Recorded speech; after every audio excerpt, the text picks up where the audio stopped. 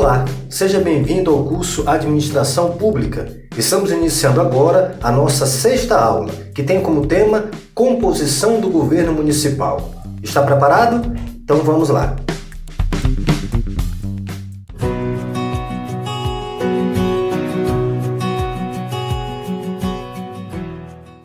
Estudaremos agora a composição do governo municipal. No âmbito municipal, apresentam-se duas funções, ou poderes estatais: a função executiva, exercida pela Prefeitura, e a função legislativa, exercida pela Câmara de Vereadores.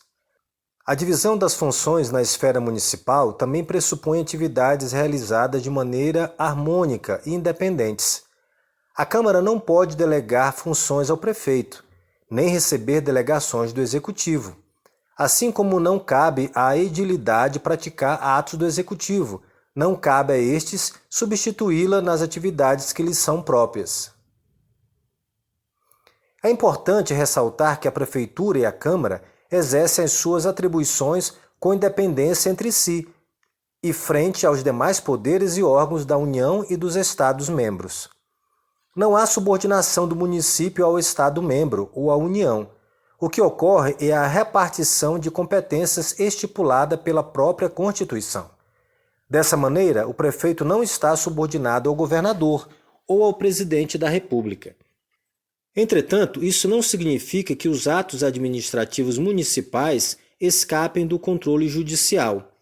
Dentro da separação de funções, o judiciário tem a competência de pacificar os conflitos e zelar pelo cumprimento da lei.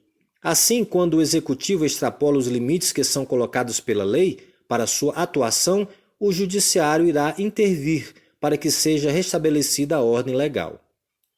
Um exemplo da intervenção do Judiciário nos atos da administração local se dá quando o município é responsabilizado pelos atos ou fatos lesivos a qualquer indivíduo. Ou seja, o município, suas autarquias, fundações e empresas estatais respondem pelos danos que causarem a terceiros. Caso esse dano não seja reparado por iniciativa própria do município, cabe ao prejudicado buscar na justiça o ressarcimento pelo prejuízo. A preponderância do Executivo sobre os demais poderes.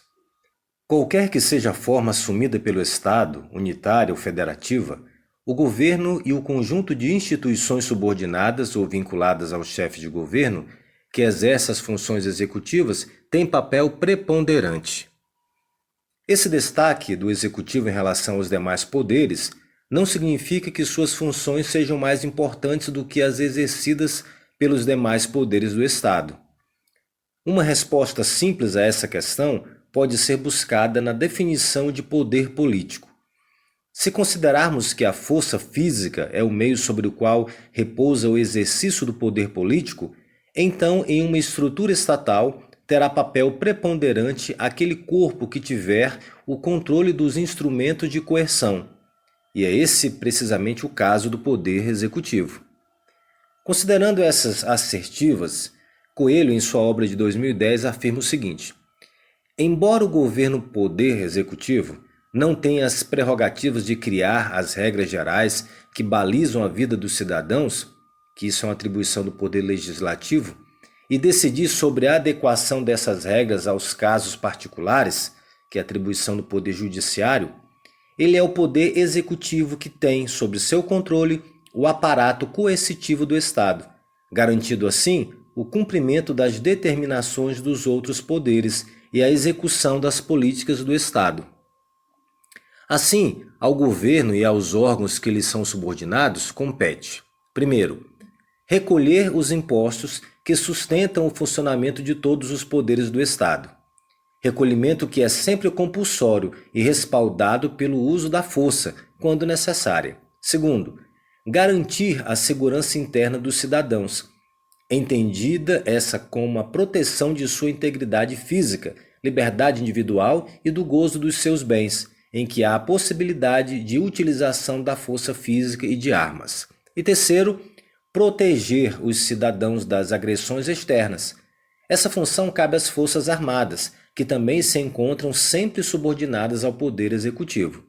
Dessa forma, a primazia do executivo sobre os demais poderes repousa, portanto, no controle que ele tem sobre os instrumentos de coerção física. A prefeitura e o prefeito. A prefeitura é o órgão pelo qual se manifesta o poder executivo do município. É um órgão independente, por não ser subordinado a qualquer outro. É também composto, porque é integrado por outros órgãos inferiores. É central, porque nele se concentram todas as atribuições do executivo, para serem distribuídas aos seus órgãos subordinados. A prefeitura, assim como a Câmara, não é pessoa jurídica, é somente a unidade central da estrutura administrativa do município. Este sim, pessoa jurídica, que é representado pelo prefeito. Não se pode confundir, portanto, prefeitura, que é um órgão executivo, com município, que é a pessoa jurídica. O prefeito é o chefe do executivo municipal. No desempenho do cargo, em que é investido por eleição, não fica hierarquizado a qualquer autoridade, órgão ou poder estadual ou federal, só se sujeitando ao controle ou à necessidade de autorização da Câmara. Dentre suas principais atribuições está a representação do município sob o aspecto jurídico, judicial e extrajudicial, administrativo e social. Em qualquer ato civil ou administrativo, a assinatura do chefe do executivo vincula o município, com a ressalva dos casos em que é necessário a autorização legislativa prévia. Ainda tenho mais algumas atribuições do prefeito para te apresentar. Sanção, promulgação, publicação e veto de leis. Sanção é o ato de aprovação do projeto de lei pelo executivo. Pode ser expressa quando o prefeito declara o seu aval ao projeto de lei, ou tácita, quando transcorre o tempo sem o veto. Depois temos promulgação, que é a declaração expressa da existência da lei pelo prefeito ou presidente da Câmara, em caso de sanção tácita.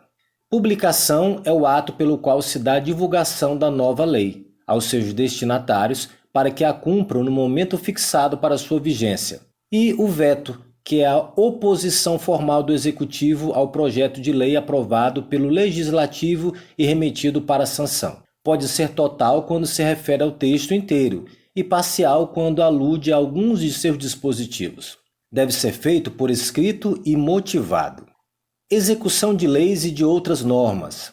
Cabe ao prefeito executar e fazer cumprir as leis e outras normas legais. Na execução das normas se inclui o poder-dever de fiscalizar, penalizar e recorrer aos meios judiciais para assegurar o cumprimento da norma. Expedição de decretos e outros atos administrativos. Incumbe ao prefeito, privativamente, expedir decretos e, concorrentemente, com as demais autoridades executiva, expedir outros atos administrativos, tais como portarias, circulares, ordem de serviços e despachos. Estes atos expressam a conduta administrativa do executivo, embora muitas vezes tenham conteúdo normativo. A atuação normativa do executivo é essencial para complementar as leis, que apresentam generalidade e abstração. Apresentação de projeto de lei. O prefeito tem competência concorrente com os vereadores e a população, lei de iniciativa popular, para apresentação de projeto de lei, sendo que, em alguns casos, essa competência é privativa. Administração do patrimônio municipal. Cabe ao prefeito zelar pela conservação e regular a utilização dos bens materiais do município, bem como por seus valores históricos, artísticos e culturais. Elaboração e execução do orçamento. O orçamento público é concebido pela Constituição no seu artigo 165, de forma tripartida, compreendendo o plano plurianual, as diretrizes orçamentárias e os orçamentos anuais, todas estas leis de iniciativa do Executivo. A lei que instituiu o plano plurianual estabelecerá de forma regionalizada as diretrizes, objetivos e metas da administração pública para as despesas de capital e outras delas decorrentes e para as relativas aos programas de duração continuada. A Lei de Diretrizes Orçamentárias compreenderá as metas e prioridades da administração pública, incluindo as despesas de capital para o exercício financeiro subsequente. Orientará a elaboração da Lei Orçamentária Anual e disporá sobre as alterações da legislação tributária. A Lei Orçamentária Anual explicitará todas as receitas e despesas para o exercício seguinte. Arrecadação, guarda e aplicação da Receita Municipal. Ao prefeito compete supervisionar a arrecadação, guarda e aplicação da Receita Municipal. As receitas orçamentárias são entradas de recursos que o Estado utiliza para financiar seus gastos, transitando pelo patrimônio do poder público. Execução de obras e serviços. Em sua função de administrador do município, concentram-se atividades de planejamento, organização e direção de serviços e obras da municipalidade. Para tanto, dispõe de poderes de comando, de coordenação e de controle de todos os empreendimentos da prefeitura. Dessa forma, a execução das obras e serviços públicos ficam sujeitos à direção do prefeito. O prefeito irá acompanhar a prestação das obras diretamente realizadas pelo município, bem como o processo de contratação, que chamamos de licitação. Além disso, tem o controle da contabilidade municipal, supervisionando toda a receita e despesa municipal. Prestação de contas. O prefeito tem o dever de prestar contas de sua gestão financeira e orçamentária à Câmara, bem como de relatar sua administração ao término de cada exercício e ao final de seu mandato. Organização e direção do funcionalismo. Ao prefeito compete propor à Câmara a organização do quadro de servidores da prefeitura, ou seja, a criação e extinção dos cargos, os vencimentos e vantagens, bem como nomear, promover, movimentar e punir seus integrantes. Os cargos e vencimentos dos servidores da prefeitura devem ser criados por lei, de iniciativa exclusiva do Executivo. Os prefeitos possuem, de uma maneira geral, atribuições de duas naturezas, uma política e outra administrativa. A política são aquelas que estão relacionadas à condução dos negócios públicos, o planejamento estratégico das ações que serão realizadas, as orientações gerais para a execução das atividades, obras e serviços que serão disponibilizados para a população. É nesse momento que o prefeito age com discricionariedade, ou seja, com a liberdade de escolha de decisão para o atendimento do interesse público. Existem ainda as atribuições administrativas, que visam a concretização das atividades executivas do município, por meio de atos jurídicos sempre controláveis pelo Poder Judiciário, e, em certos casos, pelo Legislativo local. Concretizam-se na execução das leis e na realização das atividades administrativas. Percebemos que entre as duas atribuições, uma está ligada à escolha do prefeito, que é política, e outra que está vinculada à execução da lei, que é administrativa. Vejamos como está a situação do município nos dias atuais. A Constituição vigente consagrou o município como entidade federativa indispensável ao sistema constitucional brasileiro, integrando-o na organização político-administrativa e garantindo-lhe plena autonomia. A autonomia desses entes, sob o ponto de vista constitucional, inclui a auto-organização de seus poderes, executivo e legislativo, com a eleição de seus membros, a elaboração e execução de leis, a instituição e a arrecadação de impostos, a organização e prestação de serviços públicos, a ordenação territorial e tudo mais que seja relevante ao desenvolvimento local, desde que não conflita com as normas e regras constitucionais. Mas, acima de tudo, os municípios, assim como os Estados-membros, detêm capacidade de autoconstituição, o que lhes permite promulgar sua própria Constituição, denominada de Lei Orgânica, sem qualquer intervenção da União ou dos Estados no processo de elaboração e aprovação da mesma. Acrescente-se ainda o fato de que a Lei Orgânica Municipal possui quórum para aprovação e reforma, o que dota o referido diploma de rigidez similar à do próprio texto constitucional. Note-se, entretanto, que a autonomia municipal no direito brasileiro não é absoluta, mas simplesmente relativa, pois pela primeira entende-se a autonomia soberana, sem qualquer restrição que possa limitar a ação de quem a tem, própria dos Estados independentes. Entre nós, a autonomia absoluta pertence à federação, que é soberana, pois que nela repousa todo o poder político da federação. Assim, a autonomia dos Estados-membros e dos municípios se mostra relativa, porque se entende uma autonomia meramente administrativa, subordinada ao poder soberano da federação, detentora de personalidade internacional, um dos caracteres fundamentais da soberania. Júnior, na sua obra de 2012. Sendo assim, diante da autonomia concedida e assegurada aos municípios brasileiros, tem-se que a Constituição de 1988 institucionalizou um federalismo tridimensional, ou federalismo de 3 níveis, do qual fazem parte não só os entes clássicos, que são União e Estados-membros, mas também de forma inovadora os municípios. Para José Luiz Quadros de Magalhães, a partir da Constituição de 1988, os municípios brasileiros não só mantêm sua autonomia, como conquistam a posição de ente federado, podendo, portanto, elaborar suas constituições municipais, chamada pela Constituição Federal de Leis Orgânicas, auto-organizando seus poderes executivos e legislativo e promulgando sua Constituição sem que seja possível ou permitida a intervenção do Legislativo Estadual ou Federal para a respectiva aprovação. O que ocorrerá com as constituições municipais será apenas o controle a posteriori de constitucionalidade, o mesmo que ocorre com os Estados-membros.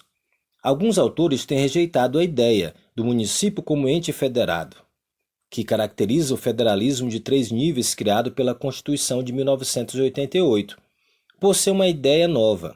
Mas seus argumentos, ausência de representação no Senado, impossibilidade de falar-se em união histórica de municípios, ausência de poder judiciário do município, são frágeis ou inconsistentes diante da característica essencial do federalismo, que difere esta forma de Estado de outras formas descentralizadas, ou seja, a existência de um poder constituinte decorrente ou de competências legislativas constitucionais nos entes federados.